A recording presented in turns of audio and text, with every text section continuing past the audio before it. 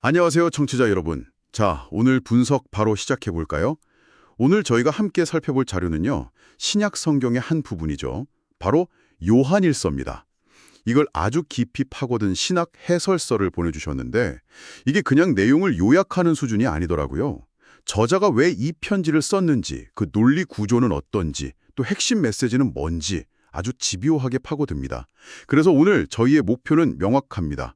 이 고대 편지 속에 담긴 그 절박함의 이유를 찾아내고 그 논리를 따라가 보면서 이게 오늘 우리에게는 어떤 의미가 있는지 한번 발견해 보는 겁니다. 네.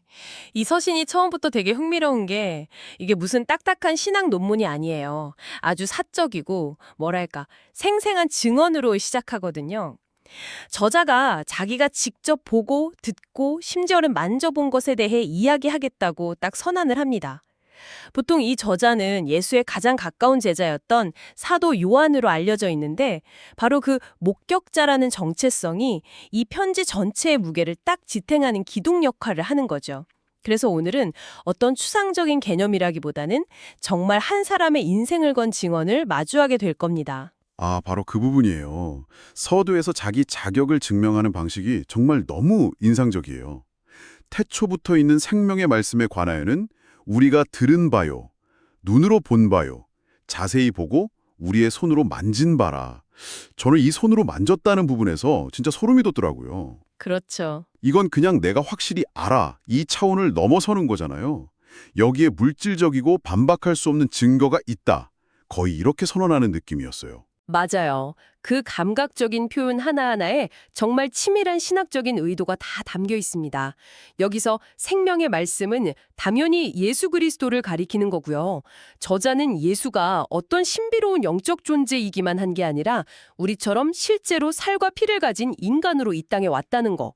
바로 그 성육신의 역사적 사실성을 온몸으로 증언하고 있는 거죠. 아, 성육신요? 네, 이 해설서가 지적하듯이 당시에는 예수는 고귀한 영이었을 뿐 저급한 육체를 입었을 리가 없다 이런 식의 이단적인 가르침이 퍼지고 있었거든요. 아, 그런 배경이 있었군요. 네, 요한은 바로 그 주장의 심장부에 아니 나는 그를 내 손으로 직접 만져봤다는 팩트를 그냥 던져놓고 있는 셈입니다. 와, 그러니까 뜬구름 잡는 그런 신학 논쟁을 그냥 한 방에 정리해버리는 거네요. 당신들은 머리로 상상하지만 나는 온몸으로 경험했다고요. 와, 이런 강력한 증언은 듣는 사람을 압도하는 힘이 있었겠어요. 그렇죠.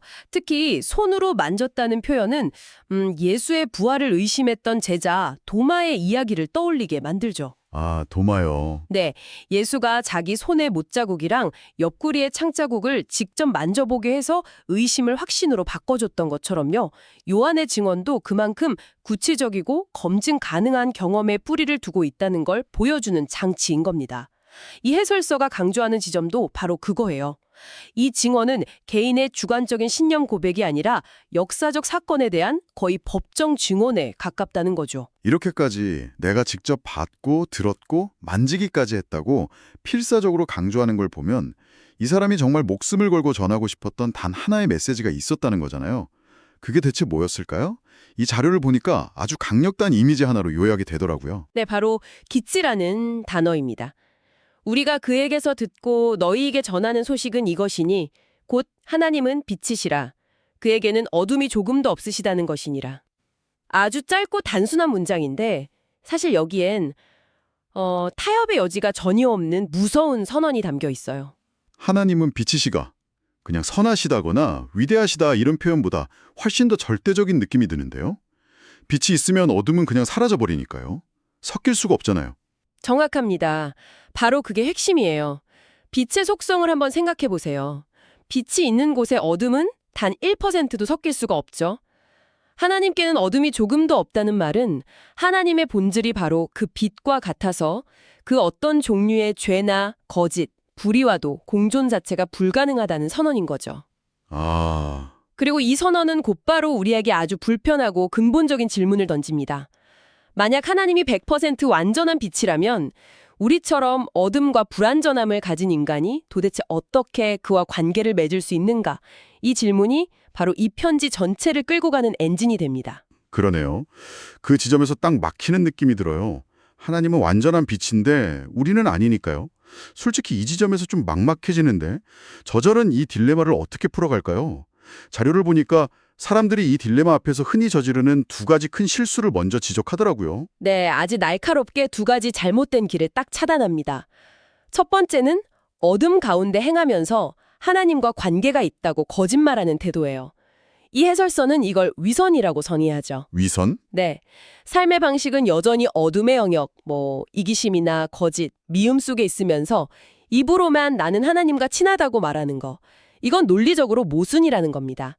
빛과 어둠이 섞일 수 없다는 대전제에 위배되니까요. 요즘 말로 하면 SNS에서는 막 거룩한 말을 올리면서 실제 삶은 전혀 다른 거. 그런 걸 예로 들 수 있겠네요. 행동과 말이 완전히 분리된 상태 말이죠. 아주 적절한 비유입니다. 그런데 두 번째 실수는 더 심각하고 근본적인 문제예요. 아예 우리는 죄가 없다고 말하면서 스스로를 속이는 태도죠. 아, 자기 기만? 네, 자기 기만의 문제입니다. 저자는 이게 왜 심각한지 두 가지 이유를 드는데, 첫째는 진리가 그 사람 안에 없다는 명백한 증거라는 것이고, 둘째는 하나님을 거짓말쟁이로 만드는 행위라는 거예요. 하나님을 거짓말쟁이로 만든다고요? 와, 그건 정말 충격적인 표현인데요. 어떻게 그게 가능하죠? 성경 전체가 인간은 근본적으로 죄인이고 그래서 하나님의 도움이 필요하다고 계속 이야기하잖아요. 그런데 어떤 사람이 아니, 나는 죄가 없다고 선언하는 순간 그건 성경을 통해 말씀하시는 하나님의 진단을 정면으로 부정하는 셈이 되는 거죠. 아, 하나님, 당신이 틀렸고 내가 맞습니다. 이렇게 말하는 것과 같아요. 그래서 저자는 이걸 신앙의 근간을 흔드는 아주 위험한 태도로 보는 겁니다. 와, 정리가 되네요. 한쪽은 위선, 다른 한쪽은 자기 기만. 행동은 어둠 속에 있으면서 말로만 빛에 속했다고 하거나 아예 자신에겐 어둠이 없다고 부정해버리는 거. 솔직히 말해서 이 두 가지 길을 빼고 나면 갈 곳이 없는 것 같은데요. 청취자분들도 아니 그럼 어쩌라는 거지 하고 생각하실 것 같아요. 바로 그 막다른 길에서 저자는 완전히 새로운 제3의 길을 제시합니다. 놀랍게도 그게 3단계로 이루어진 아주 구체적이고 현실적인 길이에요. 첫 번째 단계는 빛 가운데 행하는 것입니다. 빛 가운데 행하는 것. 네, 그런데 여기서 정말 흥미로운 반전이 있어요. 빛 가운데 행하라는 말이 완벽해져라거나 죄를 하나도 짓지 말라는 뜻이 아니라는 거예요. 그래요? 저는 당연히 그런 뜻일 거라고 생각했는데요. 빛은 완벽함의 상징이니까요. 저자의 논리는 좀 다릅니다. 여기서 빛 가운데 행한다는 건요, 하나님이 빛이심을 인정하고 더 이상 내 안에 어둠을 숨기거나 없는 척하지 않고 있는 그대로를 그 빛 앞에 정직하게 드러내며 살아가는 태도를 의미해요. 아, 상태가 아니라 태도요? 네, 완벽함의 문제가 아니라 정직함의 문제인 거죠. 어둠 속에 숨는 대신 빛 가운데로 걸어 나오라는 초대에 가깝습니다. 와, 관점이 완전히 다르네요. 죄를 짓지 않는 상태가 아니라 숨기지 않는 태도라니 훨씬 더 현실적으로 다가오는데요. 그럼 빛 가운데로 걸어 나가면 어떻게 되나요? 빛 가운데로 걸어 나가면 필연적으로 어떤 일이 벌어질까요?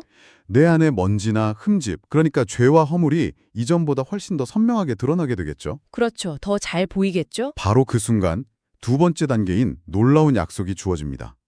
그 아들 예수의 피가 우리를 모든 죄에서 깨끗하게 하실 것이요. 이게 과거에 한 번 일어나고 끝난 사건이 아니라 우리가 빛 가운데 정직하게 머무는 동안 지속적으로 일어나는 과정이에요. 어둠을 인정하고 빛으로 나아올 때마다 용서와 정화의 은혜가 계속해서 부어진다는 약속입니다. 그렇군요. 그러니까 역설적이게도 깨끗해지기 위한 유일한 방법은 내 안의 더러움을 정직하게 인정하고 빛으로 가져가는 거네요. 어둠 속에 숨어 있으면 그냥 더러운 채로 계속 머물게 되는 거고요. 바로 그겁니다. 정말 놀라운 논리인데요. 그럼 이 약속을 실제로 내 삶에서 경험하는 구체적인 방법은 뭔가요? 그게 바로 마지막 세 번째 단계, 자백입니다. 편지는 이렇게 말해요. 만일 우리가 우리 죄를 자백하면 그는 미쁘시고 의로우사 우리 죄를 사하시며 우리를 모든 불의에서 깨끗하게 하실 것이요.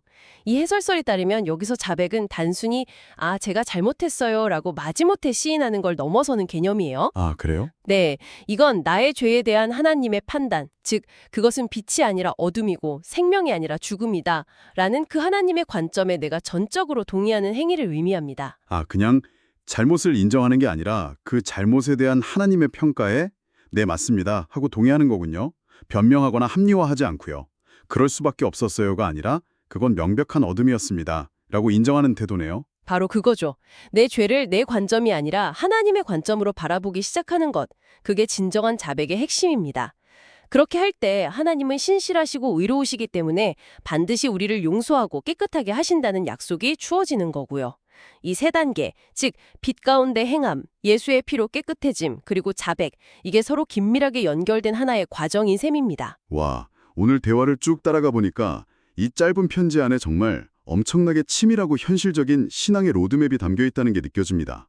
모든 것의 시작은 사도 요한의 그 생생한 목격담, 역사적 사실에 대한 증언이었고요. 네, 그랬죠. 그 증언의 핵심은 하나님은 한 점의 어둠도 없는 빛이다라는 절대적인 선언이었습니다. 그리고 그 완전한 빛 앞에서 불완전한 인간이 빠지는 딜레마, 즉 위선과 자기 기만의 함정을 살펴봤고, 마지막으로 빛 가운데 정직하게 행함과 자백을 통해 주어지는 그 지속적인 용서라는 놀라운 해결책까지 함께 따라가 봤습니다. 이건 정말 어떤 뜬구름 접는 이야기가 아니라 실패하고 넘어지는 현실 속에서 걸어갈 수 있는 길을 보여주는 아주 구체적인 안내서 같네요. 네, 정확한 요약입니다. 인간의 그 절망적인 현실을 외면하지 않으면서도 거기서부터 시작되는 명확한 희망의 길을 제시하고 있죠. 여기서 청취자 여러분께 마지막으로 생각해볼 거리를 하나 던져드리고 싶습니다. 이 자료의 마지막 부분에서 저자가 강조하는 내용인데요. 요한이 이 모든 증언을 기록하고 때로는 아주 날카로운 논리를 펼친 궁극적인 목적이 뭔지 아세요? 뭘까요? 놀랍게도 우리의 기쁨이 충만하게 하려 함이라고 밝히고 있습니다. 기쁨이라뇨? 그게 좀 의외네요. 솔직히 자신의 죄와 어둠을 정직하게 마주하고 그걸 계속해서 하나님의 관점으로 인정하고 자백하는 과정은 어떻게 보면 굉장히 고통스럽고 힘든 일이잖아요. 자존심도 상하고 부끄럽기도 하고요. 그런데 저자는 바로 그 길의 끝에 충만한 기쁨이 있다고 말하는군요. 바로 그 역설이 편지가 우리에게 던지는 가장 큰 질문일 겁니다. 그래서 여러분께 드리고 싶은 질문은 이것입니다.